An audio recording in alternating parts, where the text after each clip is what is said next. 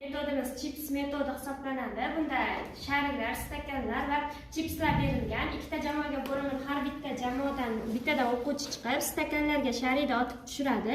Shu tushirgan o'quvchi tezkorlik bilan savollarni, ya'ni yadro reaksiyasiga oid savollar, misollar berilgan, shularni topadi. Qaysi jamoa tez tugatsa, shu jamoa g'olib bo'ladi. Kelayam safar ekan. Tekin o'zi. Tekin o'zi.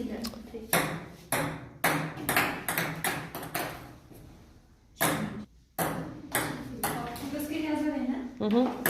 O'qing bir qator savolni. Qaysi parchalanyapti, protonlar chiqyapti. Reaksiyamiz berib qo'ydi. Bu yerda quyidagi yadro reaksiyasidan qaysi element izotopi hosil bo'ladi deb. Bu yerda og'zaki aytib o'tib ketsam ham bo'ladi. Xo'p, bu yerda reaksiyadan karsi kirib bo'lib turibdi. Agar biz zaryaddan kelsa 20. Bu yerda protonimiz zaryad 1 bo'lyapti. Demak, 20 deb bersam 19. O'shani noma'lum elementim 19 bu tartib raqamli kaliy hisoblanadi bizda. Demak, noma'lum x elementimiz kaliy ekan. Ha. Atom degan atom elektron neytral zarracha, proton elektron zarrachalarni o'z ichiga oladi. Xo'p. Keyingilar chiqinglar.